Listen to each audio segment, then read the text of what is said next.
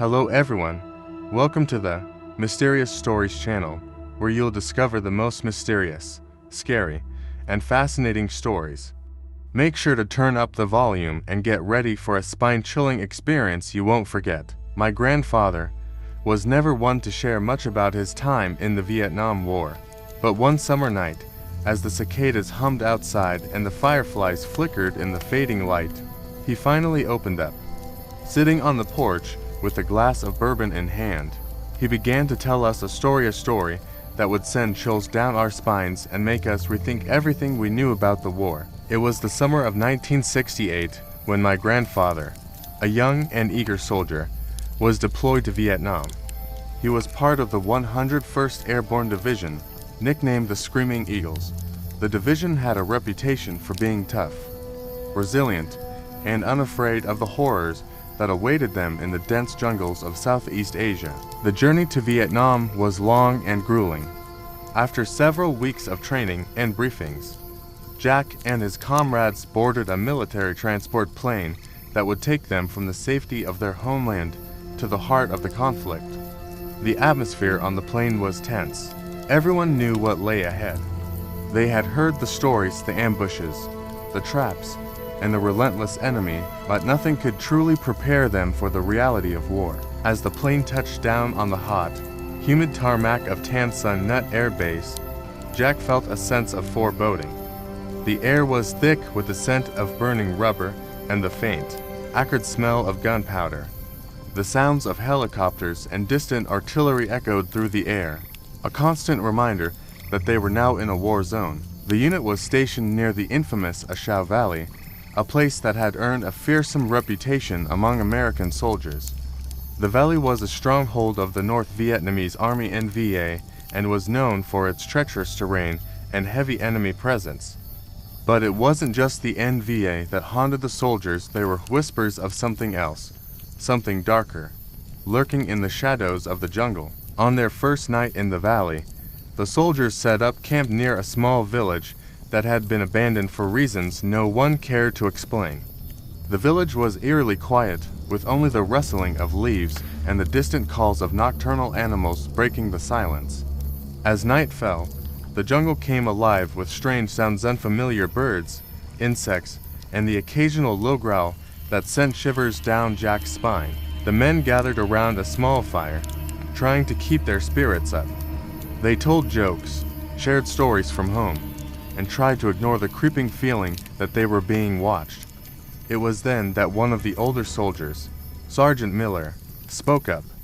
He was a grizzled veteran with several tours under his belt, and his voice carried a weight of authority that silenced the others. "You boys ever hear about the ghosts in these jungles?" Miller asked, his voice low and serious. The younger soldiers exchanged nervous glances, unsure whether he was joking or not. But there was something in Miller's eyes that told them he was dead serious. "Ghosts?" Jack asked, trying to keep the skepticism out of his voice. Miller nodded. "Yeah, ghosts. Spirits of the dead soldiers who never made it home, villagers who died in the crossfire, and other things that were never human to begin with. They say the jungle's cursed, and that those who die here never really leave." The fire crackled as the men absorbed Miller's words. Some laughed it off, but Jack couldn't shake the feeling that the sergeant was telling the truth. There was something about the jungle, something oppressive and malevolent, that made the hairs on the back of his neck stand on end. As the night wore on, the soldiers took turns standing watch while the others tried to get some sleep. Jack's turn came around midnight, and he took his position near the edge of the camp, his rifle at the ready. The jungle was pitch black, and every sound seemed amplified in the stillness. He could hear the distant rumble of thunder, signaling an approaching storm. Suddenly, Jack heard a rustling in the bushes nearby. He tensed, gripping his rifle tighter as he scanned the darkness for any sign of movement. The rustling grew louder, and he could see the bushes shaking as if something or someone was moving through them. "Who's there?" Jack called out, trying to keep his voice steady. There was no answer, just the sound of the rustling getting closer. Jack's heart pounded in his chest as he aimed his rifle at the bushes, ready to fire if necessary. But before he could pull the trigger, the rustling stopped, and everything went deathly quiet. For a moment, Jack thought he had imagined it, but then he heard it, a faint whisper, like the wind moving through the trees, but with an eerie, human-like quality. The whisper grew louder, turning into a low, mournful moan that seemed to come from all around him. Jack's blood ran cold as he realized the sound wasn't coming from the bushes, it was coming from the air itself, as if the very jungle was alive and mourning the dead. He scanned the darkness, but there was nothing there, just the oppressive blackness and the haunting, disembodied moan. Terrified, Jack backed away from the bushes and returned to the fire, where the other soldiers were still awake. They looked at him with concern as he approached, his face pale and his hands trembling. "Jack, you okay?" one of them asked. Jack nodded, but he couldn't bring himself to speak. He sat down by the fire, his mind racing as he tried to make sense of what he had just experienced. Was it just his imagination? Or was there really something out there, something beyond the realm of the living? As the first light of dawn began to break over the horizon, the moaning stopped, and the jungle fell silent once more. But Jack knew that whatever he had heard, whatever presence had been out there in the darkness, was real, and it was just the beginning. The following days were uneventful, at least in the physical sense. Jack and his squad continued their patrols through the thick, humid jungles of the Ashau Valley. The oppressive heat was unbearable, and the constant threat of ambush from the Viet Cong kept everyone on edge. But it wasn't just the enemy they feared, there was something else, something far more insidious, that weighed heavily on their minds. The memory of that first night, with the eerie moaning and the sense of being watched, lingered with Jack. He couldn't shake the feeling that the jungle was alive, that it was somehow aware of their presence. The other soldiers tried to laugh it off, chalking it up to nerves or exhaustion, but Jack knew better. He had seen the look in their eyes. None of them felt safe, not even in the daylight. One evening, as the squad was setting up camp for the night, Jack noticed something strange. The jungle, which was usually filled with the sounds of insects and birds, was unnervingly silent. It was as if the entire forest had been muted, leaving only the sound of their own breathing to break the stillness. "Anyone else notice how quiet it is?" Jack whispered to the others as they gathered around the small fire they had built. Miller, who had been unusually quiet since that first night, nodded slowly. "Yeah, I've been noticing it too. It's like the jungle's holding its breath, waiting for something to happen." The other soldiers exchanged uneasy glances, but no one said anything. They didn't need to. The fear was palpable, hanging in the air like a thick fog. They were all thinking the same thing. Whatever was out there, whatever had been moaning in the darkness, was still watching them. As the night wore on, the silence grew more oppressive. Jack sat with his back to the fire, his rifle across his lap, scanning the darkness for any sign of movement. The jungle seemed to close in around them, the shadows growing longer and deeper as the flames flickered and danced. Then, without warning, the silence was shattered by a blood-curdling scream. It echoed through the trees, reverberating off the trunks and sending a jolt of terror through the men. Jack jumped to his feet, his heart pounding in his chest as he searched for the source of the scream. "Where did that come from?" one of the soldiers shouted, his voice trembling with fear. "I don't know," Miller replied, his face pale and drawn. "But we need to find out." The squad quickly grabbed their weapons and fanned out, moving cautiously through the dense undergrowth. The scream had come from somewhere close by, but as they moved deeper into the jungle, the sound seemed to fade, as if it had been swallowed by the darkness. After what felt like hours of searching, they came upon a small clearing. In the center of the clearing was a large, ancient tree, its twisted branches reaching up toward the sky like skeletal fingers. At the base of the tree lay the source of the scream, a man, or what was left of him. The body was twisted and broken, as if it had been thrown from a great height. His face was frozen in a mask of terror, his eyes wide open, staring into the void. But what was most disturbing was the condition of the body. It was old, far older than it should have been. The flesh was desiccated, the skin drawn tight over the bones, as if the man had been dead for years rather than minutes. The soldiers recoiled in horror, but Jack couldn't tear his eyes away from the corpse. There was something familiar about the man, something that nagged at the back of his mind. Then it hit him, this was one of their own, a soldier who had gone missing a week earlier during a patrol. But that was impossible. How could he have ended up here, like this? Miller knelt down beside the body, his hands shaking as he examined the dog tags hanging around the man's neck. "It's him," he said quietly, his voice barely above a whisper. "But how? How did he get like this?" No one had an answer.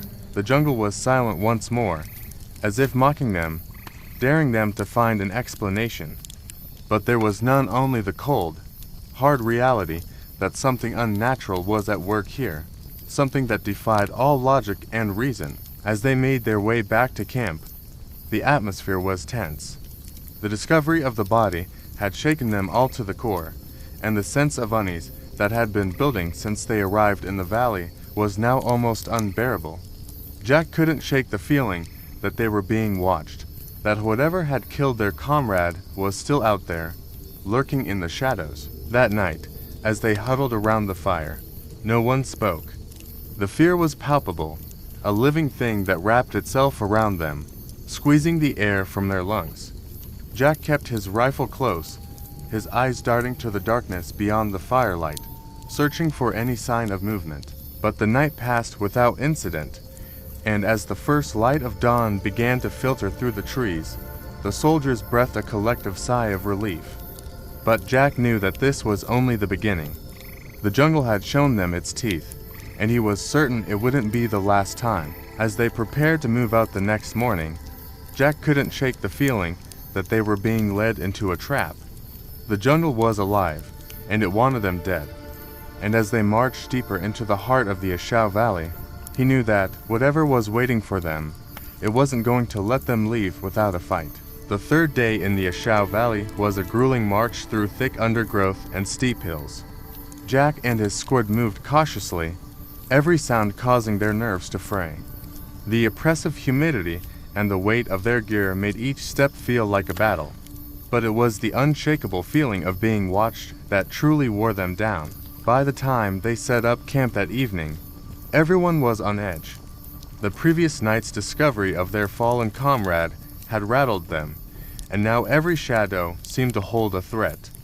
The jungle, once just a dangerous environment, now felt like an active, malevolent force. As night fell, the squad gathered around a small fire. The flames cast eerie, dancing shadows on the surrounding trees, making the darkness beyond feel even more impenetrable. Conversation was minimal, each man lost in his own thoughts, replaying the events of the previous days and dreading what might come next. It was Jack who broke the silence, his voice low and hesitant. "Do you think there's any chance that what we saw last night was natural?" Miller, who had been silently cleaning his rifle, looked up, his expression grim. "There's nothing natural about what's happening here. We're in something's territory, and it doesn't want us here." The others murmured their agreement. No one had an explanation for the desiccated corpse, or for the unnatural silence that had descended on the jungle. They were all soldiers, trained to face death, but this was something else entirely, something beyond their understanding. As the night deepened, a heavy fog began to roll in, blanketing the camp in a thick, soupy mist. The fire's glow became a dim, ghostly light, barely penetrating the fog. The air grew colder, the kind of chill that seeps into your bones and makes you shiver uncontrollably. Jack pulled his jacket tighter around himself, trying to ward off the cold.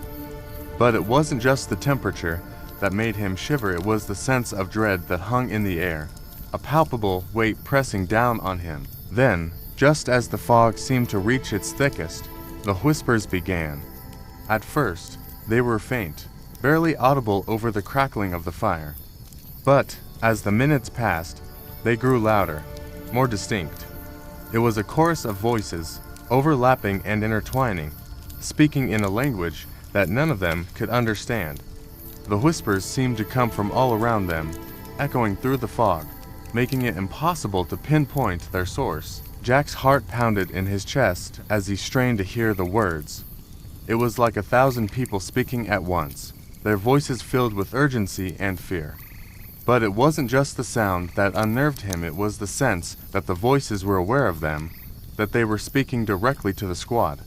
Miller's face was pale, his eyes wide with fear. "What the hell is that?" he whispered, his voice barely audible. "I don't know," Jack replied, his voice trembling. "But we need to get out of here, now." The squad quickly began to pack up their gear, their movements frantic and disorganized. The whispers grew louder, more insistent, as if urging them to leave. The fog swirled around them, making it difficult to see more than a few feet ahead. It was as if the jungle itself was closing in on them, trying to trap them in its grasp. As they prepared to move out, one of the soldiers, a young private named Anderson, suddenly froze. His eyes were wide with terror, and his hands shook uncontrollably as he pointed into the darkness. "Do you see that?" he whispered, his voice barely above a breath. Jack followed his gaze, squinting into the fog. At first, he saw nothing but shadows. But then, as he focused, he saw a figure, barely visible through the mist, standing just beyond the edge of their camp. It was tall and thin, its body draped in tattered, ragged clothing. Its face was obscured by the fog, but Jack could see the glint of its eyes, cold, unfeeling eyes that seemed to pierce through the darkness. The figure didn't move, didn't make a sound, but Jack knew it was watching them, waiting. The whispers grew louder, more frantic, as if the voices were warning them, urging them to run. Without thinking, Jack raised his rifle, aiming at the figure. But before he could pull the trigger, the figure vanished, dissolving into the mist like a shadow. For a moment, no one moved. The silence was deafening, broken only by the sound of their own ragged breathing. Then, as if released from a spell, the squad sprang into action, grabbing their gear and running into the jungle. The whispers followed them, echoing through the trees, growing fainter as they fled. But even as the sound faded, the fear remained, gnawing at their minds. They didn't stop running until they were miles away, their bodies exhausted and their nerves frayed to the breaking point. When they finally stopped to catch their breath, no one spoke. The jungle was silent once more, but it was a silence that was far from comforting. It was the silence of something waiting, something watching. Jack knew that, whatever was in the jungle, it wasn't finished with them. The figure in the mist, the whispers in the night, they were just the beginning. And as they prepared to move out once more, Jack couldn't shake the feeling that they were being led deeper into a trap, one they might not escape from.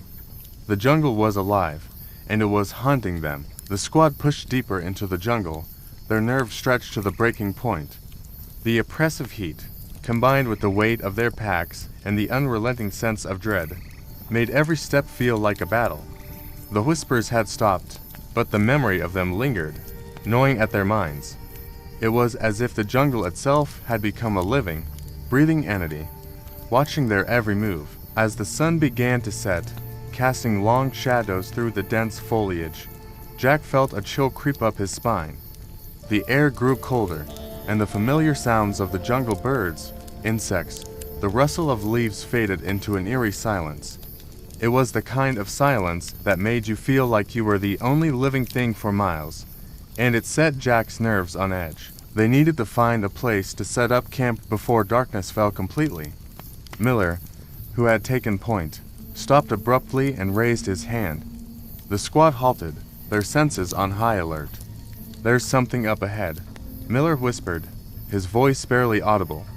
"It looks like a structure, maybe an old temple or a bunker." The squad moved cautiously forward, their rifles at the ready. As they approached, Jack could see what Miller had spotted: a crumbling stone structure, half hidden by the thick undergrowth. It was ancient, the stones covered in moss and vines, and it gave off an aura of foreboding. It was the kind of place that felt wrong, like it didn't belong in this world. "We'll camp here for the night," Miller decided, though his voice betrayed his unease. "It'll give us some cover, at least." The squad began to set up camp, their movements quick and efficient. As they worked, Jack couldn't shake the feeling that they were being watched. The shadows around the temple seemed to shift and move, and he found himself glancing over his shoulder constantly, expecting to see something lurking just out of sight. Once the camp was set up, they gathered around a small fire, the flickering flames casting long, dancing shadows on the stone walls of the temple. The temperature had dropped significantly, and the cold seemed to seep into their bones. Jack looked around at his comrades, seeing the same fear reflected in their eyes. No one spoke, the silence heavy and oppressive. It was as if they were all waiting for something to happen, for the other shoe to drop. And then, it did. Out of the darkness, a low, guttural sound echoed through the trees, a sound that sent chills down their spines. It was a growl, deep and menacing, coming from somewhere within the temple. The squad froze, their eyes darting around in the darkness. The growl grew louder, closer, as if whatever was making the noise was circling them, unseen. Jack's heart pounded in his chest as he gripped his rifle tighter, his eyes straining to see through the gloom. Then, just as suddenly as it had started, the growling stopped. The silence that followed was deafening, the kind that made your ears ring. But it was a silence filled with tension, with the anticipation of something terrible, and then they saw it. A figure emerged from the darkness, stepping into the light of the fire. It was tall and gaunt, its skin stretched tight over its bones, giving it an almost skeletal appearance. Its eyes glowed with an unnatural light, and its mouth was twisted into a grotesque grin. But it wasn't just its appearance that terrified them, it was the sense of malevolence that radiated from it, a palpable evil that seemed to choke the air around them. For a moment, no one moved. The squad stared in horror at the figure, unable to believe what they were seeing. It was like something out of a nightmare, something that shouldn't exist. And then the figure spoke. Its voice was low and raspy, like the sound of dry leaves being crushed underfoot. "You should not have come here," it said, its eyes fixed on Jack. "This place is not meant for the living." Jack's blood ran cold. He wanted to run, to get as far away from that thing as possible, but his legs refused to move. He was rooted to the spot, paralyzed by fear. The figure took a step closer, its grin widening. "You have trespassed on sacred ground. You will not leave here alive." As it spoke, the temperature dropped even further, their breath visible in the frigid air. The fire flickered and dimmed, as if it too was being affected by the presence of the figure. Miller, finally snapping out of his shock, raised his rifle and fired a shot at the figure. The bullet passed through it, hitting the stone wall behind it with a dull thud. The figure didn't even flinch. It laughed a cold, hollow sound that echoed through the trees. "You cannot harm me, mortal. This place is mine, and you are all doomed." The laughter grew louder, more maniacal, as the figure began to fade back into the shadows. The fire suddenly roared back to life, casting a harsh light on the terrified faces of the squad. And then, just as suddenly as it had appeared, the figure was gone. The growling started up again, this time from all around them, echoing through the jungle. It was as if the very trees were alive, surrounding them, closing in on them. Panic set in.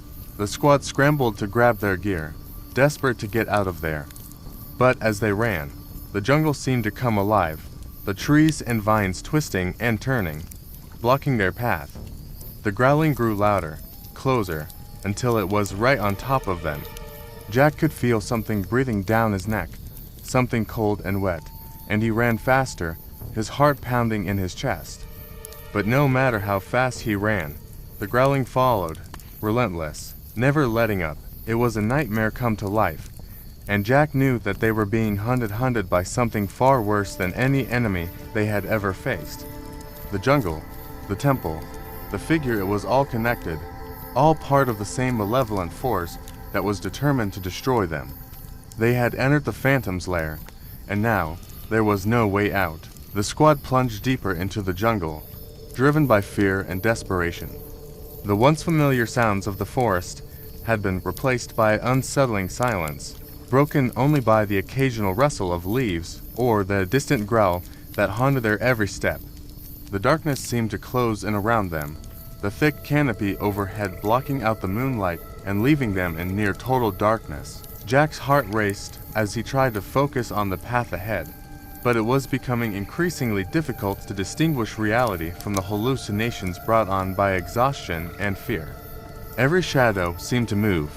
Every tree appeared to reach out with ghostly limbs, trying to pull them deeper into the jungle's sinister embrace. "Keep moving." Miller's voice was strained, almost a whisper. He was doing his best to maintain control, but the fear in his eyes betrayed him. They all knew that, whatever was out there, it wasn't going to let them leave without a fight. The squad pressed on, but the jungle seemed to shift and twist around them. What should have been a straightforward path turned into a labyrinth of tangled roots and vines. It was as if the jungle itself was alive, playing tricks on them, leading them in circles. "We're going the wrong way," muttered Sarge, the squad's grizzled veteran. His usually calm demeanor was fraying at the edges. "We've been here before." Jack glanced around, realizing that Sarge was right. The same twisted tree, the same patch of muddy ground, it was all too familiar. They were lost. Panic began to set in as the realization hit them. They were being toyed with, led around in circles by something they couldn't see. The jungle was like a living maze, and they were the prey. "Shit, what do we do now?" Thompson, the youngest of the group, was on the verge of breaking down. His voice quivered, and his eyes darted around, searching for any sign of an escape. "Stay calm," Miller ordered, though his voice lacked the conviction it usually held. "We just need to get our bearings. We'll find our way out." But deep down, they all knew it was a lie. There was no way out, not from this nightmare. The jungle was closing in on them, and whatever was hunting them was getting closer. As they continued to trudge through the undergrowth, Jack couldn't shake the feeling that they were being watched. He could feel eyes on him, cold and malevolent. He glanced over his shoulder, but there was nothing there, only the oppressive darkness. Suddenly, a distant scream pierced the night air, echoing through the trees. It was a scream of pure terror, the kind that made your blood run cold. The squad froze, their hearts pounding in their chests. Jesus, what the hell was that? Thompson's voice was barely audible, trembling with fear. "It came from back the way we came," Sarge muttered, gripping his rifle tighter. "Whatever it was, it's not far." Miller motioned for the squad to move forward, away from the direction of the scream. They had no choice but to keep going, hoping that they could outrun whatever horrors lurked in the darkness. The further they went, the more the jungle seemed to come alive around them. The trees twisted into grotesque shapes, their branches resembling skeletal arms reaching out to grab them. The air grew thick with the stench of decay, and an unnatural fog began to creep along the ground, swirling around their ankles. Jack felt a deep, bone-chilling cold seep into his body, sapping his strength. His vision blurred, and he stumbled, catching himself on a nearby tree. For a moment, the world spun around him, and he had to fight to keep from collapsing. "Jack, you all right?" Miller's voice cut through the haze, pulling him back to reality. Yeah, I'm fine," Jack lied, though he could feel the exhaustion weighing heavily on him. But they couldn't afford to stop. They had to keep moving, had to keep running from the horrors that pursued them. The jungle seemed to stretch on forever, an endless sea of darkness and twisted trees. The growling returned, louder this time, closer. Jack's pulse quickened as the sound reverberated through the jungle. It was coming from all around them, an omnipresent threat that was closing in. And then, just ahead, they saw a faint light flickering through the trees. It was a beacon of hope in the midst of the darkness, and it spurred them on. With renewed energy, they pushed forward, desperate to reach the light. As they approached, the source of the light became clear. It was a small clearing, illuminated by a single lantern hanging from a low branch. The lantern swayed gently in the breeze, casting eerie shadows across the ground. The squad stumbled into the clearing, their breath coming in ragged gasps. The light provided a brief respite from the oppressive darkness, but it also revealed something far more disturbing. In the center of the clearing stood a crude stone altar. stained dark with what looked like dried blood. The altar was surrounded by twisted figures carved from wood and bone, their faces contorted in expressions of agony. Jack's stomach churned at the sight. It was as if they had stumbled into some kind of ritual site, a place where dark and terrible things had happened. "We shouldn't be here," Sarge muttered, his voice low and filled with dread. "This place ... it ain't right." Before anyone could respond, the lantern flickered and went out, plunging the clearing into darkness once more. The growling returned, this time accompanied by a series of low, menacing laughs that echoed through the trees, and then they saw them figures moving in the shadows, just beyond the edge of the clearing. They were tall and gaunt, their eyes glowing with a malevolent light. The same figures that had haunted them since the temple. Back to back, Miller shouted, trying to form a defensive circle. But it was too late. The figures closed in, their laughter growing louder, more maniacal. The jungle itself seemed to close in around them, the trees and vines reaching out to ensnare them. Jack could feel the cold breath of one of the figures on his neck, and he knew they were surrounded. There was no escape, no way out. They had walked right into the heart of the darkness, and now it was going to consume them. As the first figure lunged at them, Jack fired his rifle, the sound echoing through the jungle. But the bullet passed through the figure as if it were made of smoke, hitting the ground with a dull thud. The laughter intensified, and Jack felt a wave of cold fear wash over him. They were being toyed with, hunted by something that couldn't be killed, something that fed on their fear. And as the darkness closed in, Jack knew that they were about to face their worst nightmare yet. The darkness was absolute, swallowing every trace of light, hope, and sanity. Jack's breath came in ragged gasps as the weight of the jungle pressed down on him. The cold, malevolent presence that had stalked them through the jungle was now inches away, its breath icy against his skin. His rifle felt useless in his hands. These were no ordinary enemies. Miller's voice broke the silence, strained but still commanding. "Hold your ground. Don't let them get in your head." But it was already too late. Jack could feel the cold fingers of fear tightening around his mind, twisting his thoughts into a frenzy of terror and despair. The jungle, once a physical enemy, had become a psychological battlefield, and they were losing. The shadowy figures that surrounded them were no longer content to lurk in the periphery. They moved closer, their eyes glowing with a sickly, otherworldly light. Each step they took was slow, deliberate, as if savoring the fear radiating from the squad. Jack's fingers trembled as he reloaded his rifle, even though he knew it would do no good. They were dealing with something beyond bullets and steel, something ancient and hungry. He could hear the others, Miller, Sarge, Thompson muttering prayers or swearing under their breath, their voices thin and hollow in the oppressive darkness. Suddenly, a piercing shriek tore through the night, a sound so inhuman, so filled with rage and sorrow that it froze Jack in place. The figures halted, their glowing eyes snapping toward the source of the noise. Then, without warning, they lunged. The clearing erupted into chaos. Jack fired blindly into the darkness, the muzzle flash illuminating twisted faces and grasping hands for fleeting moments. But the figures moved like smoke, impossible to hit, slipping through their defenses with ease. One moment they were in front of him, the next they were behind, cold hands brushing his neck, whispering vile things in his ear. Thompson screamed, a high, panic sound that ended abruptly. Jack whipped around, catching a glimpse of his comrade being dragged into the undergrowth by two of the shadowy figures. His screams were quickly swallowed by the jungle. "Thompson!" Miller yelled, but there was no response. He fired into the darkness, his shots wild and desperate. "We have to move. We can't stay here." But where could they go? The jungle was alive with shadows, every direction teeming with the specters that had haunted them since the temple. Jack felt a cold hand brush his cheek, and he lashed out with his rifle, but his hand passed through empty air. They were surrounded. There was no escape. Just as Jack felt the last shreds of hope slipping away, a sudden burst of light illuminated the clearing. It was blinding after the darkness, forcing Jack to shield his eyes. The light came from a flare, one of the few they had left, launched into the sky by Sarge. The shadows recoiled, hissing as the flare's harsh light cut through the darkness. For a brief moment, the jungle was revealed in stark relief.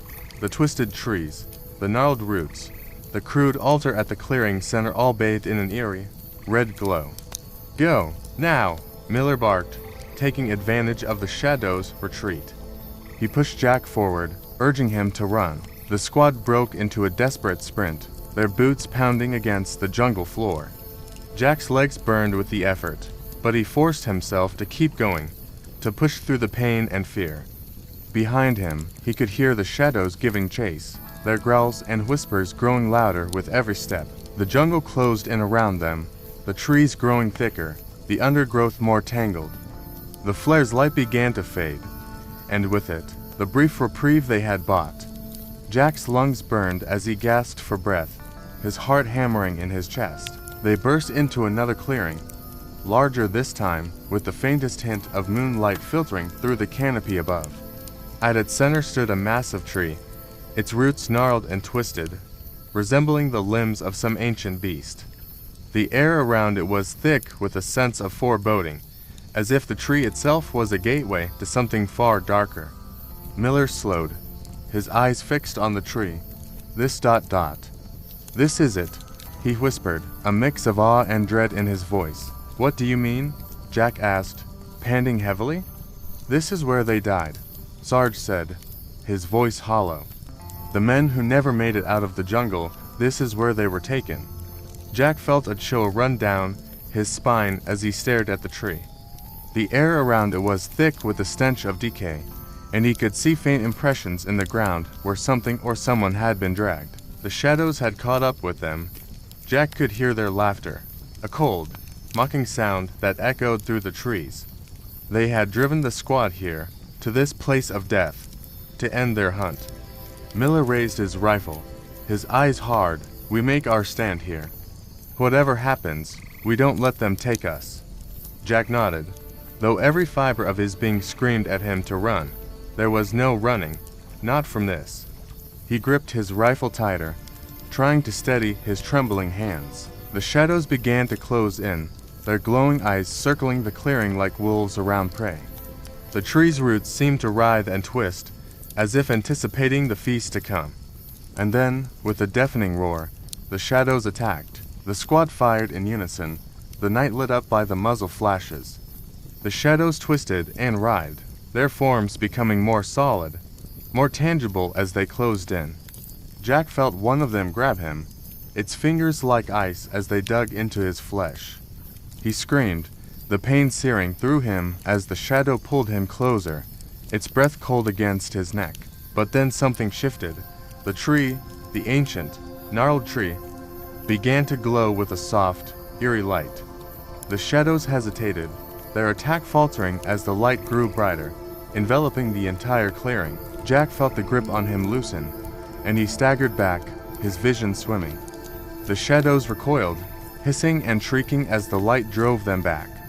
The ground beneath the tree began to tremble, and with a deafening crack, the roots burst from the earth, twisting and writhing like living things. The shadows were trapped, the light from the tree intensified, burning through the darkness, through the shadows, until there was nothing left but the blinding radiance. The air was filled with the sound of their screams, high and piercing, before they were silenced forever. And then, just as suddenly as it had begun, the light faded. Jack blinked, trying to adjust to the sudden darkness. The clearing was silent, the jungle still. The tree, now just a tree, stood at the center, its roots once again anchored firmly in the earth. The sense of foreboding had lifted, replaced by an eerie calm. The squad was alive, battered and bruised, but alive. Miller lowered his rifle, his face pale, his eyes haunted. What the hell thus happened? Sarge shook his head, his voice trembling.